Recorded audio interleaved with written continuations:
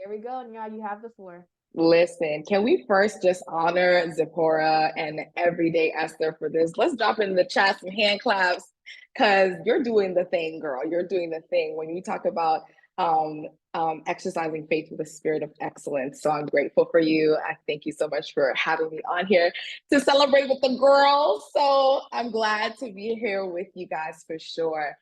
I think it's so interesting. God is amazing in all that He does, that this topic that we've been talking about is called the art of celebration. And I remember something that I've been exploring is, and as I tell you guys, you'll understand. But I'm at the end of my wilderness season, and I'm in my promised land. And I had a thought of, God, what is it that you're restoring to me? Because I was just exploring the fact that the enemy, there's restoration. The promised land was restoration because something had been stolen from them, right? And he said one of the things that had been stolen from you was joy. After the 7 years of unemployment, and just honestly, y'all, you'll get to know my background and all these things, but joy is being restored to me. And I pray that's the same for you. I pray that the art of celebration is not just something that I share alone, but I definitely pray that it enters your hearts, enters your household, and that the joy of the Lord, and I'm not just talking about the joy of the Lord is my strength, because the joy of the Lord is joy during suffering. I'm talking about happiness. I'm talking about gladness.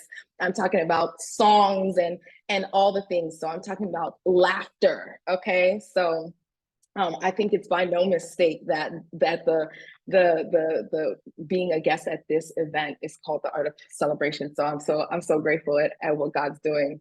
Yeah, y'all. So my testimony story. Let's start on I don't know how far y'all want me to go back, but I'll say like you heard, I've always been a creative. I've always been an artist, even from I want to say like 4 or 5. My family and I were originally from Cameroon. We came here when I was 6, and if y'all are from an immigrant background, you already know what it is. Artists who, if you're not engineer, if you're not a doctor, if you're not a nurse, what are we talking about here? And I will never forget when my high school did me dirty. They said that you literally junior year, you had to take a form and give it to your parents to sign that you had told them what your career choice was. And so I remember watching Project Runway, and I always had a love for fashion because growing up again in an immigrant household, how many of y'all put it in the chat? How many of y'all know that like there was a lot of talking there was not two-way communication, right? There was like say as I do, I mean do as I say, there was no, so I really just experienced kind of like being silenced, right? My thoughts being silenced, my reflections being silenced, my own ideas being silenced. And so fashion kind of like became this way that I could speak and express myself without having to say much of anything. And so I watched Project Woman for the first time, and I was like, wait a minute, this is a career? Like, people do why it didn't click, because obviously we wear clothes. Somebody has to make them. But it was at that moment, and I was like, you know what? Project Runway is filmed at this school. I looked up the school, and that's where I wanted to go. So I brought this sheet to my parents to sign, and my mom was all for it. She was like, you know what? Whatever you dream, go ahead. My dad, on the other end, was not for it. Not for it. He made it very known. He made it very known. Um, so I think I just started my journey with kind of having to prove myself, if that makes sense, like to prove that like, hey, I could actually do this thing that I set out to do. I said I wanted to be a fashion designer, and I think I got into this path where it's like, nobody said I could do it, so I have to do it, or else like I'm a failure, right? um Subconsciously that was a thought all throughout my college years, when I finally got into Parsons, and then um was looking for a job. That was 2015. So y'all, I had been looking for a job since 2015. That 7 years is not a joke. I have my friend on here too who can attest to that.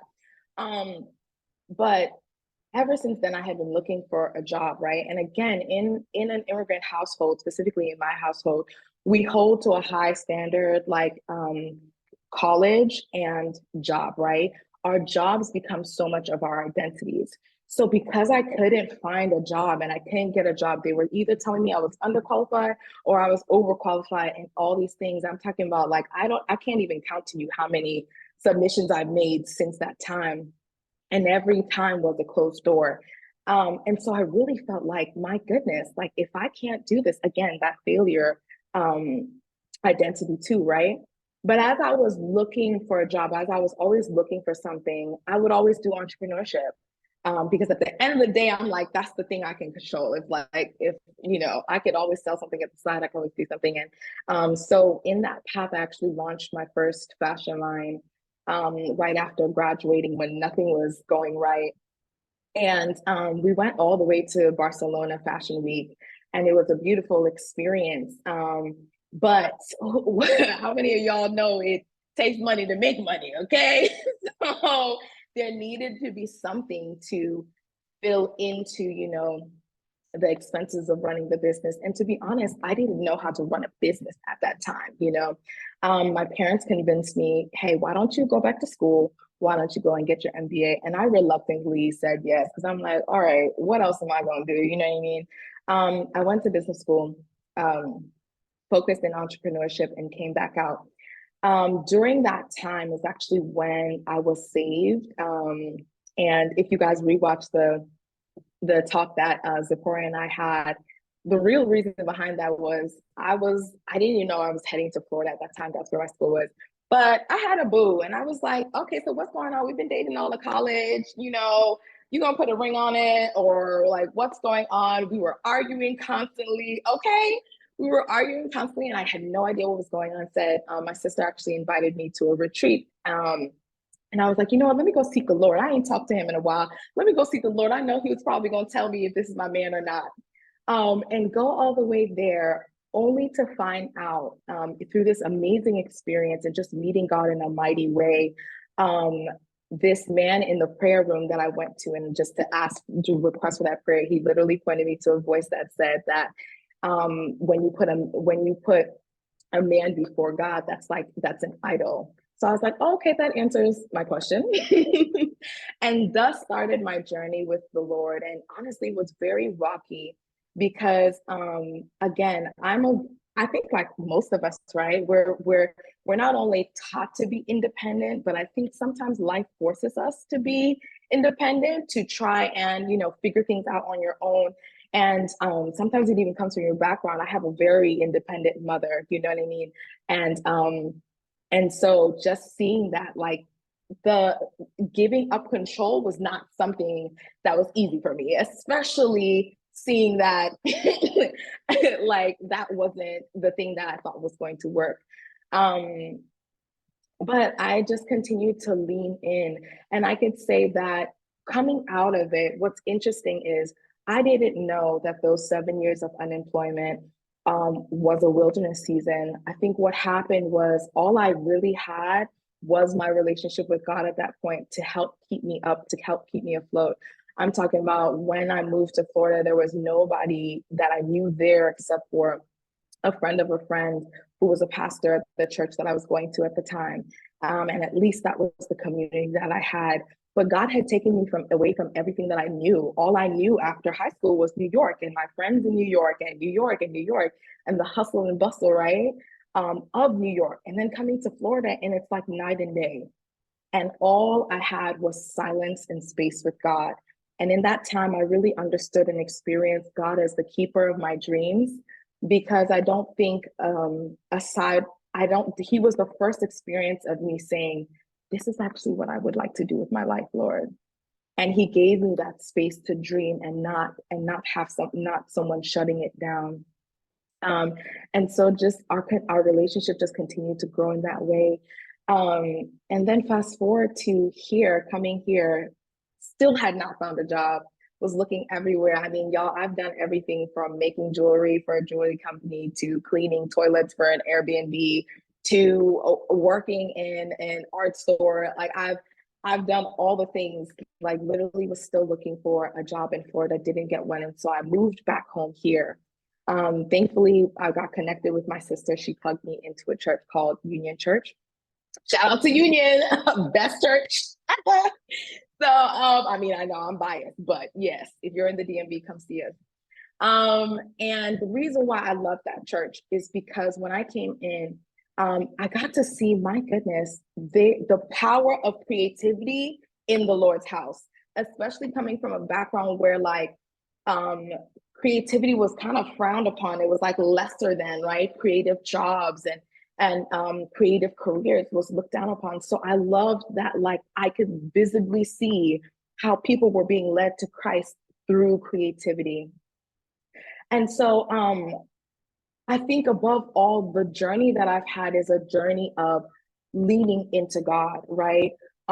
Every step taking a step of obedience, because I had no idea what was going on. I had no idea when it was going to end. And I could say the only reason why I could hold on to what I was believing for the longest time was because through and through, I saw him as my provider. Um, I said again, I'm very much so an independent woman learning to be dependent on God, which means that I have to die to self daily. You know, I have to release God. I'm gonna knock on this door and I'm gonna push down this door. If they said they're hiring, I'm busting through the door. But like, um, it was frustrating because there were so many no's, there were so many closed doors, there were so many, hey, you're actually not the one, you know, and also there was people around me where it's like, well, like what's wrong, right? And I'm trying to find out what's wrong too. I don't know. And it became this journey of knowing that, like, even though I was going through years and years of rejection, he sustained me. I never went hungry. I was never homeless. I was always kept. I was always provided for. And I think what that taught me is to unlearn that I have to provide for myself. And and it really reminds me of what he shared with the Israelites when they were getting ready to get into the promised land. And Moses said, this was purposeful. The wilderness was purposeful so that you could be humbled. So that when you get into the promised land and you're doing all the things and your crops are growing and you're thriving and you're flourishing, you will not say, this was by my hand. So it hurt. It hurt. But I can come out of it and know that there was something that God saw in me that he was killing. And I'm not gonna lie, yeah, the pride is definitely there. So that journey helped me to lean into the me that God was creating, that God was unearthing, because she was always there. It was just realizing her, and I got to realize her as I continued to be dependent on God and obedient to His word. And so fast forward, now we're here. I shared with one of the girls that I was in the group with, that like, this is my harvest season. I'm realizing that, which I think is the most interesting thing, because you know, God promised you these promise. He promises us all these things, and He's brought us to a point now where He's like, okay, now's the day. now it's actually going to come to pass, and you're like, really? What? And it is today. Um, so yeah, that is the testimony. Yes, Nyorh, thank you so much for sharing your testimony Yes, and giving girl. us so much insight into your journey. Y'all feel free to go ahead and DM me any questions that you have for her, any Yes. questions about her journey, if you want to dig a little deeper, any questions that you may have for her about navigating contentment, about finding Mm. joy and peace in the midst of transitions. If you have any questions like that, go ahead and direct message me so that we can open the floor for conversation. As we said earlier, you are more than welcome to stay. We know that we communicated that at 8 o'clock we will be finished, but by the goodness of God, we're still here to hear my beautiful sister's story and open up the floor for discussion. So if you have any questions at all, feel free to go ahead and direct message me. Yeah, thank you so much for just being so transparent. Thank you so much for being vulnerable with us and raw. I think it's very difficult to, at least for some, to just be so open about the hardships of life. It's Yeah. easy Yeah. to elevate our highlights, but it can be difficult to be so vulnerable about our hardships. And I think the blessing in that is that it offers pure encouragement for people that find themselves in the midst of transition right now as well. So one question that we do have for you is talk to us a little bit about finding contentment in seasons of change and transition. Talk to That's us a little bit good. about that. Yes, that's so good. Because honestly, finding contentment is what's going to anchor you. Transition is not fun, especially when you have to go through it time and time again. Every time I would apply for another job, every time I would look for another opportunity, right? That's me raising my faith. And then when the rejection came, it went down, right? So when you are going through a season where literally like it's up and up, the Bible says that hope deferred makes the heart sad. So when you're going through your hope being deferred, you're hoping into something, you're going to need something to anchor your faith. Um, and so there's a couple of things, right? There's one, your community. Um, and it's not just your community, it's really your community is an aspect of one of the areas in your life that you're consuming, right? The voices that you hear, what you see with your eyes, um, um, all feed into contentment, because contentment, as we talked about the first time, was like fulfillment. It literally means to be satisfied.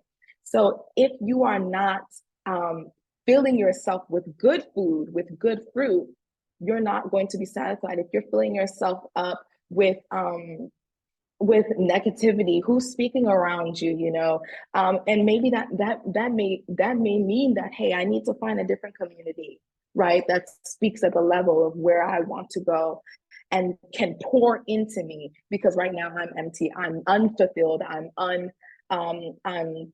I'm not satisfied, I'm not full.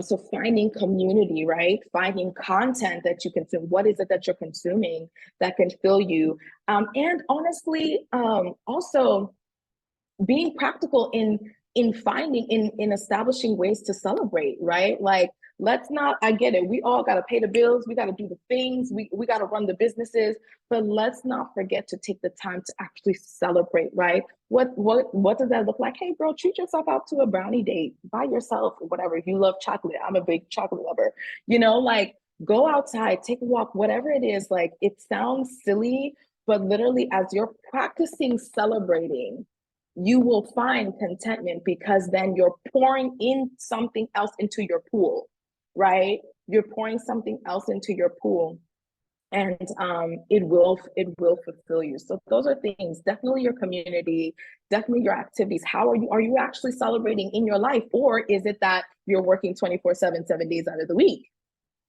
How are there things that you implemented to actually say, hey, you know what, let me sit down and be grateful, right? Let me practice saying, God, I'm grateful for these three things every day. Let me go out with friends. You don't have to pay for everything. Let's go on a walk, let's talk about something else, let's celebrate. So making sure that that's balanced in your life, right? As much as we are grinding and as much as we're looking for the thing to fulfill, how else are we filling up our cup as we're also pouring out? That's so good. And I think that was such a well balanced response. Again, so vulnerable and raw with us as well. So thank you so much. We No do have a couple problem. more questions. This next question is really good. And I think it's Yes. surrounded around the theme of waiting. And I think this is Mm. an area that we can all really relate to. And so the question here is, how did you keep from being cynical with God, especially when he would say things like, not yet, it's coming, it's on the way? So talk to us a little bit Ooh, about navigating that heart posture in the yeah, midst of waiting. that's such a good question, y'all. I cannot stress being authentic with God. Let him know that, listen, Lord, I'm on the edge of being cynical now. You said I thought I'm exercising my faith, right? I thought this was the job. They asked me to do 10 presentations. I did it, and I did it to the T, right? I'm walking in excellence because I am exercising my faith. I'm trusting that you would open this door, and then the door doesn't open. Um, be authentic with God. Be real with him. It's not like he doesn't already know. He knows. He knows. But there's something about you sharing it and getting it off of you that helps you, especially in his presence. Keyword, especially in his presence. Because when you empty yourself of that, he fills you up. Right. There's so many times where I'll talk to God about something and I'm mad. And I'm not gonna lie, I can even say that I was disappointed in God multiple times, which sounds so strange because how can you be disappointed in God? But hey, that's how I felt, right? And I shared that with him. Authenticity with your father is key because then he can't fix what you're hiding. And you ain't hiding it from him, you're hiding it from you. So now your heart continues to be sick, right? So being authentic with God. And I think that also um, it goes back to that community piece, y'all.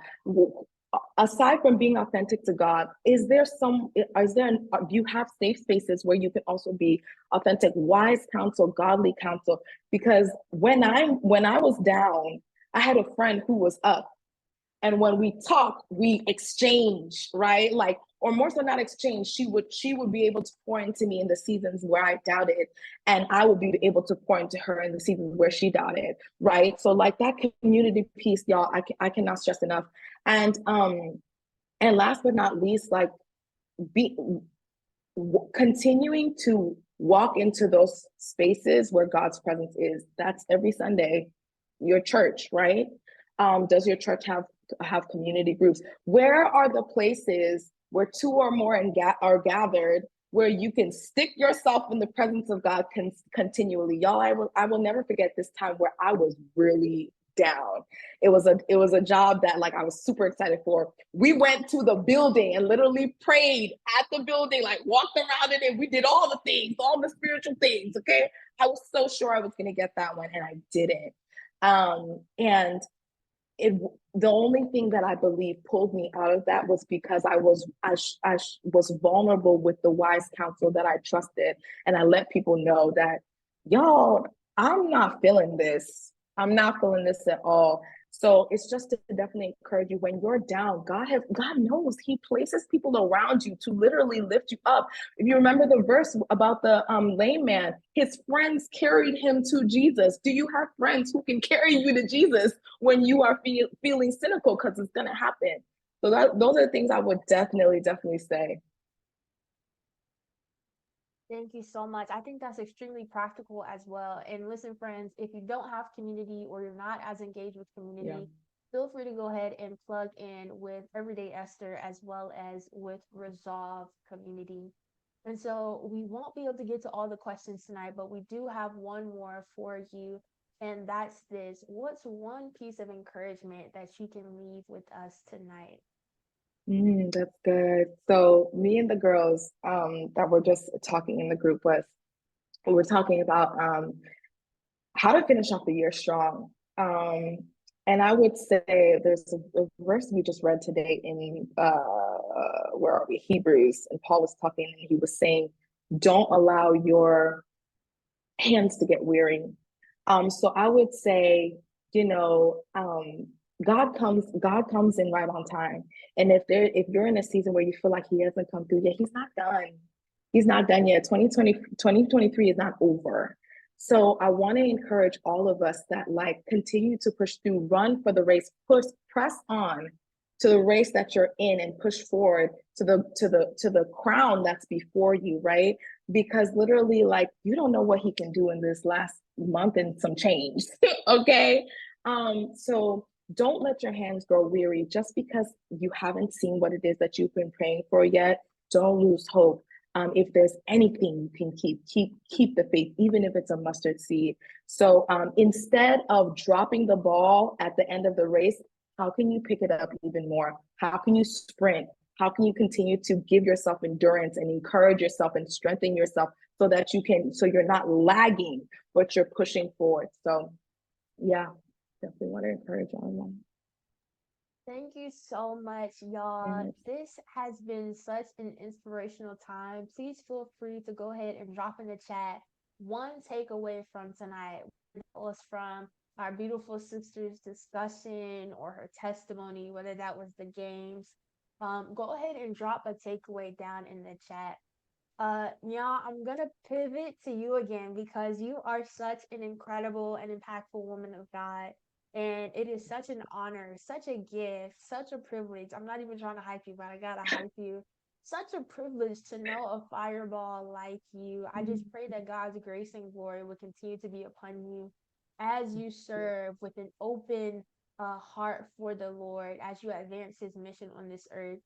So you guys feel free to go ahead and drop any takeaways, whether it was something that she spoke about, whether it was an opportunity that you had tonight to connect with someone else. Go ahead and drop that in the chat.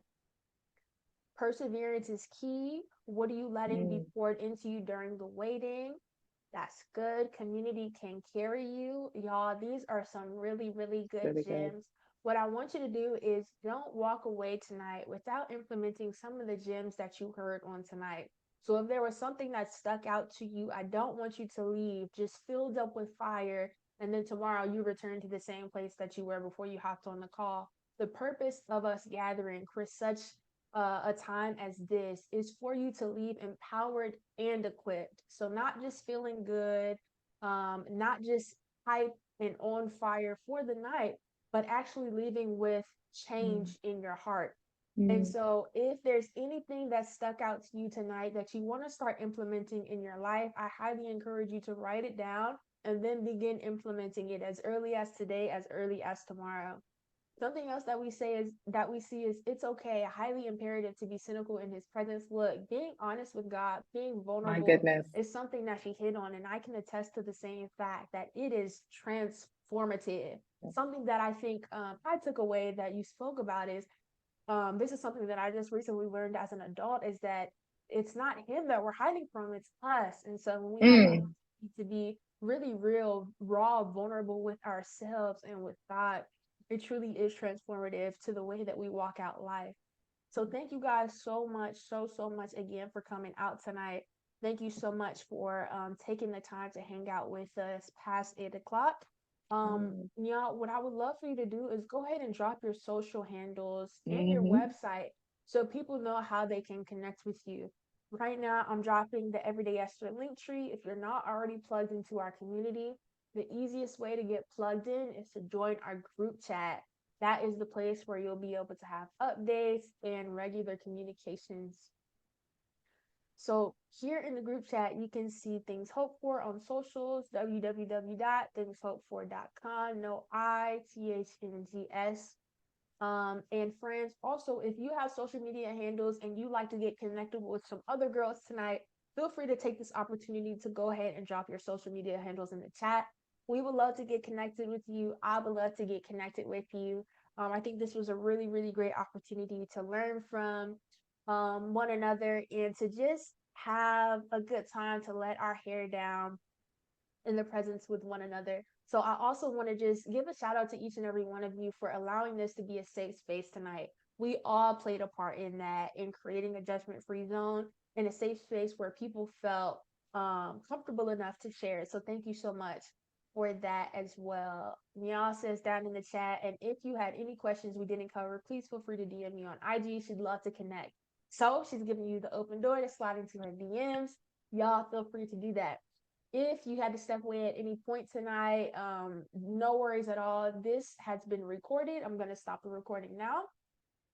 And so